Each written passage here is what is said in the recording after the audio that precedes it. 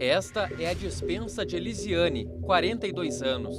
Os poucos grãos de feijão que ainda restam deveriam alimentar os 8 filhos e um neto que vivem na mesma casa. Várias vezes a gente dormiu com fome, sem ter de onde tirar.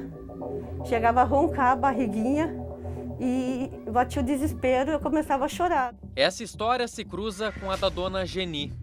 Mãe, chefe de família, desempregada e quase sem opções para vencer a fome. Essa geladeira aqui nem tem como, só tem panela e coisa, sabe? Mais nada. Parece um armário. Faz um armário.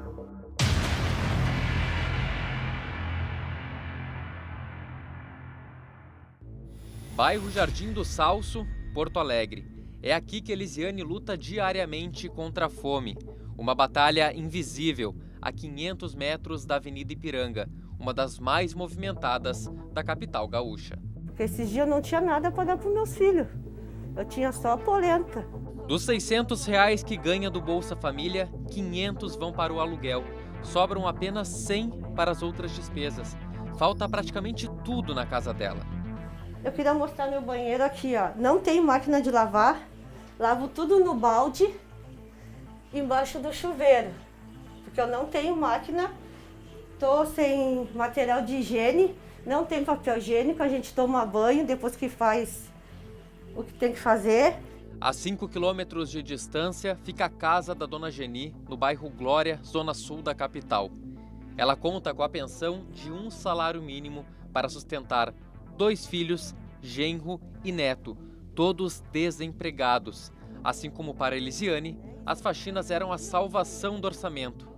Mas na pandemia, o serviço sumiu. Parou aquele ganho, tu leva assim, um susto, né? E aí, como é que eu vou pagar minhas contas? A solução que Geni encontrou foi se desfazer do pouco que tinha para garantir o sustento da casa. Eu já vendi televisão, eu já vendi computador, eu já vendi um telefone meu, um pequeno também, porque eu não ia passar fome. Elisiane e Geni recebem outros benefícios e encaram a escassez de alimentos no dia a dia. Para quem recebe apenas o auxílio emergencial, o benefício mensal é ainda menor, R$ 250, pouco mais de R$ 8 por dia para alimentar a família. Com esse valor, é possível montar o seguinte prato uma vez por dia ao longo do mês: 2 colheres e meia de arroz, uma concha de feijão, meio bife, meia batata e um tomate. Também se compra um pão e meio, meia xícara de café, meio copo de leite, uma banana, 4 colheres de açúcar, 3 de óleo e um pouco de manteiga e farinha. Olhando para esse prato, dá para ver que é muito pouco, né? Agora imagina dividir apenas isso com a família em um dia inteiro. Contexto que se repete Brasil afora. Para se ter uma ideia do tamanho da fome no país, quase 117 milhões de pessoas ficaram sem alimento suficiente durante a pandemia. Isso equivale a 2 vezes a população da Argentina. Agora imaginem o Rio Grande do Sul e Santa Catarina inteiros passando fome. São quase 19 milhões de pessoas. Esse é o número de brasileiros que ficaram totalmente sem comida. E esses dados refletem a realidade de dezembro de 2020, quando o auxílio emergencial tinha valor mais alto.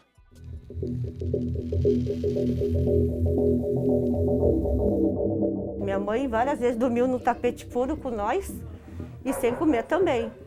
Mas eu nunca pensei que eu ia passar isso com meus filhos também e estou passando.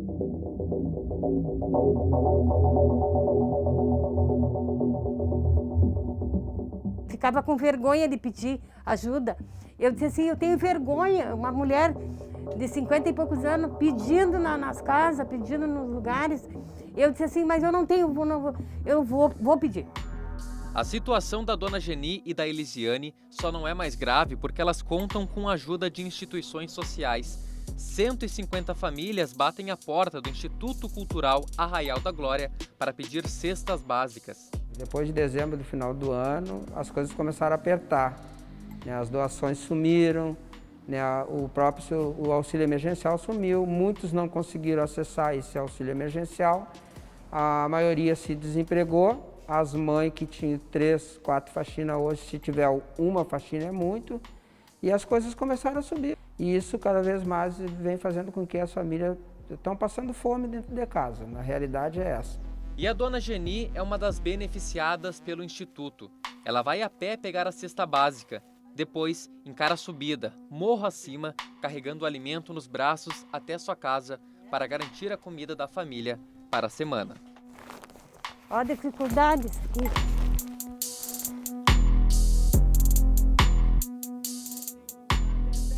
Para Elisiane, a esperança são as doações entregues pela ONG Movimento por uma Infância Melhor. 110 famílias são atendidas pela instituição. Chegam mais famílias nos solicitando hoje do que no início. Por quê?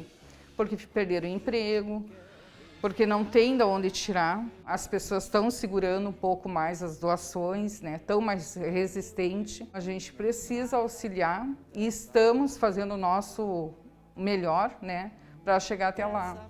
É a chance de multiplicar os feijões na prateleira. Agora, Elisiane consegue ter os potes cheios, pelo menos por uns dias. Se nas doação, a gente morre de fome, tá muito difícil. Gente pobre arrancando a vida com a mão, no coração da mata a gente quer prosseguir. Esse dinheirinho que eu ganho não tem como pagar a conta. Eu pago conta, eu morro de fome.